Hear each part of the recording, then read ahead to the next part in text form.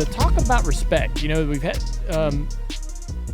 Kyle Busch brought it up. There's there's not much respect out there on the racetrack between drivers. And in those final few restarts at COTA this past weekend, Jordan Taylor, Jenson Button, those guys had very interesting takes, saying, it's brutal out there, guys pushing into each other, no attempt to make the corner, just using each other as the brake, to slow themselves down. Jordan's like, man, if you do that in IMSA, you'd be exited out of the building, Right. removed from the race. Denny says there's a problem, a lack of respect, something he's talked about for over a year now. There's not, some guys out there have zero respect.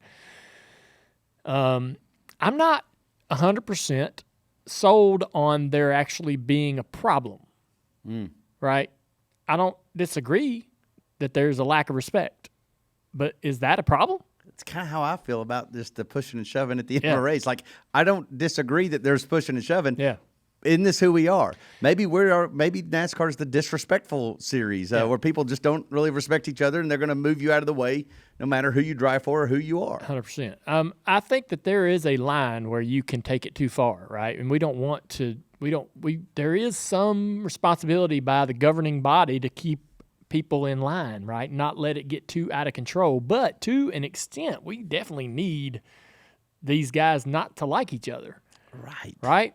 We need them to not really enjoy competing against each other. Right. And now there's going to be so many different dynamics on the racetrack. There'll be guys that love to race each other, and they will put on one hell of a show, and we will love to watch that. There'll be other guys that hate to race each other, put on a hell of a show, and we will want to watch that. Right? And so I think it's a mix of no respect. Some of the veterans probably have more respect than some of the younger guys. The younger guys coming in haven't developed that respect.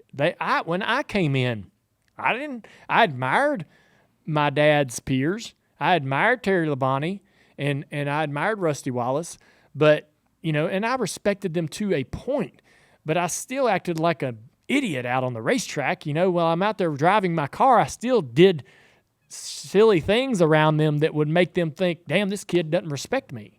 I think when there's this sort of, there is a very big movement of younger drivers coming into the sport, right? We're in this sort of phase where we've got some veterans that are on their way out. Some guys retiring, some guys getting close to that retirement age, and we've got a very young group of drivers phasing themselves in, right? And so it makes absolute sense that there would be a conversation around the lack of respect because a lot of the young guys just haven't developed that self-awareness. And they respect the other drivers they're walking around in the garage with, but when you put a helmet on them and put them out there in the heat of the battle, they're going to lose some of that self-awareness, right?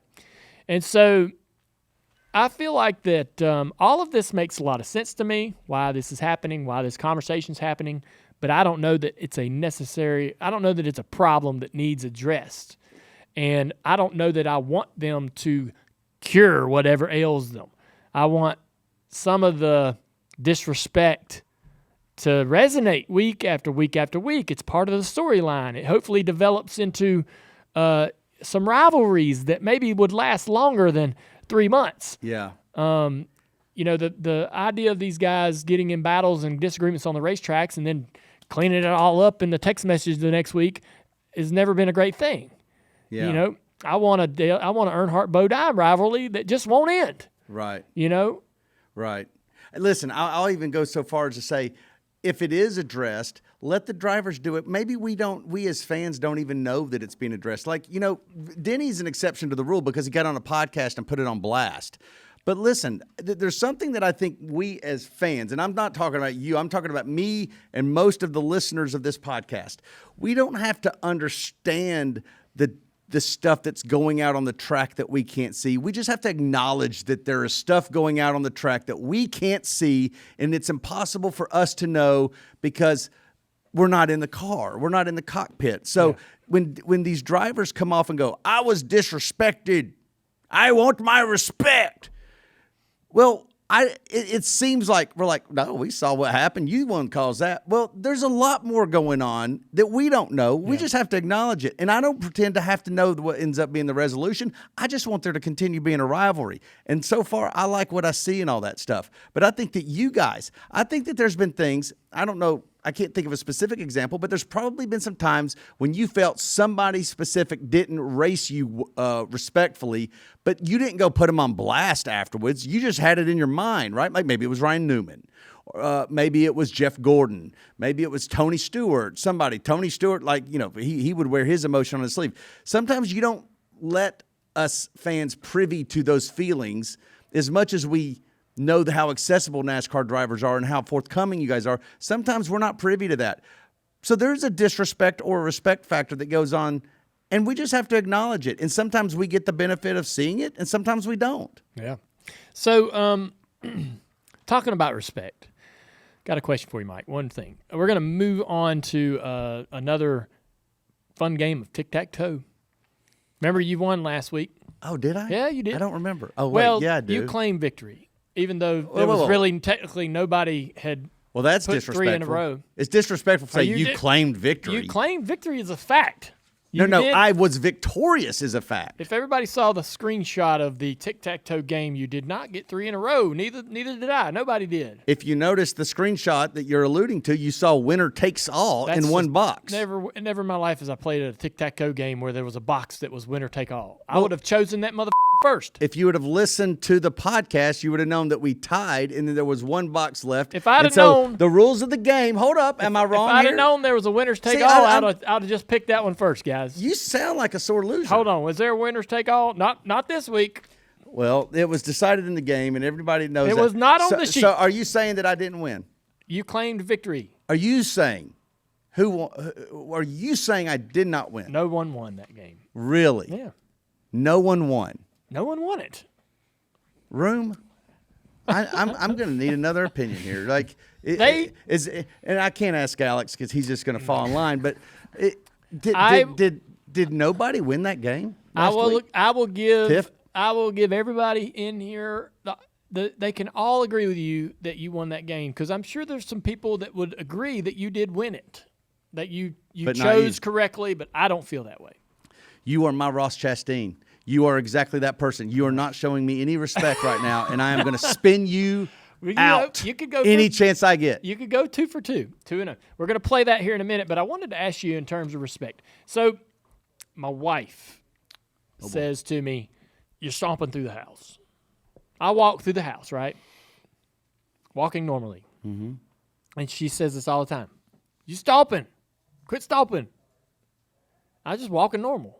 Oh, you walk with a heavy foot. I guess I do. The next time I walk through the house, I might do it a little heavier. And so, yeah. Oh. Is there anything that you've ever done intentionally to annoy your wife? Oh, all the time, every day. Give me some examples. She can't stand. She's got a bit of an OCD situation where she can't stand if the microwave. You know, if you had something in for a minute, but you took it out in 45 seconds because it was done. If I don't reset that, if I leave the 15 seconds on the clock, it drives her crazy. Really? So I will very purposely go around and keep those things, a little off, right? All you got to do is walk over and just start typing a number or two in and just leave it. Oh, yeah. Well, which is what I do. I mean, walk away. But that is a deliberate attempt to annoy. You know what? That is pretty annoying. I walked up to the microwave, and it takes you a second to see what disarray is going on here. What's going on with the microwave? Is it trying to finish something? Is it trying to start something? Is it in the middle of something? And how do I get out of this to the very beginning? Right? Yeah. I've been in that very brief, very very quick, instant moment of who the hell did this? Yeah. And just who walks away and just Amy will take the cap off of a sauce or any kind of like a hot sauce or anything, and put the cap back on, but not tighten it down. What an animal! And so I love to clean up after dinner. Yeah, because she makes dinner in most every case. Like she always makes dinner, right? And so I like to clean it all up. I'm going to do the dishes. I'm getting everything in the dishwasher. I'm going to put away any extra food in Tupperware. I'm going to put away the sauces and clean up the pots and pans that were made the dinner. I'm going to do it all, right? And she tells me, I love when you do that. I really appreciate that. So that makes me fired up to do it again. Mm-hmm. But, man, I will grab a bottle and put it in the refrigerator and the cap falls off. Yeah. And I'm like, who puts a cap on and doesn't just turn the damn just knob? go ahead and finish the job. On. Just finish the job. Why put the cap on if you're not going to screw it down? Right. But she has caught me doing that with water bottles from time to time, which are squeezy, right? So the cap can pop off and the water comes out. So both of y'all do that. I don't believe her. I don't think she actually has. She says I do the same thing with water bottles. I don't think so. I don't put a cap on and leave it loose. That's crazy. Yeah, it seems crazy. Don't it? Yeah. I mentioned one thing. I do a lot more, though, to annoy her, and most of it is intentional. I know exactly what I'm doing. She wants to talk about calendar stuff in the morning right after I wake up because she's been up for 2 hours. I don't want to talk about my calendar in the morning. I will purposely say, I'm not ready. I'm not woken up. You know what else I'll do? She can't stand us being in another room where a light is on in another room. So she will get up, stop what she's doing. We could be in a very serious conversation. She'll get up and do. She cannot have a light on another room. I will go around and turn all the lights on. Oh, my God, Mike. They're terrible. Is it terrible? It's pretty bad. I'm just stomping through the room. I mean, come on. Yeah, but I'm just saying, I'll do it just to see if I can get that much. I ain't got that much brain bandwidth to be like. Well, that's you problem. I mean, I got a lot of brains. That's how I won that game last week. How I tied that all back around, right? I did. All right. Well, why don't y'all send us your favorite things that you've ever done to intentionally annoy your spouse? Oh, yeah. Or your better half. Like, let's not get too mean. No. Do it out of love. Out of love. What do you do out of love? I don't know that I'm stomping through the house out of love. I do love her. Oh, man. So much. You love her. But you love her. You want to stomp around and make sure everybody knows it. I think some of it goes back to my childhood because, when trying to get attention from Dad, sometimes I had to do things that he didn't like to get his attention. By God, he's going to know I'm here. And so Amy's like, hey, you're stomping through the house. And I'm like, you know what? I like that little bit of attention she's giving me right there, even though she's mad at me stomping. So maybe I'll stomp a little harder. Can I take a guess on something that I bet you do that annoys her? Mm-hmm. And I could be wrong, but it annoys me when you do it. So when you're in the middle of a serious conversation, but then you're just in your phone,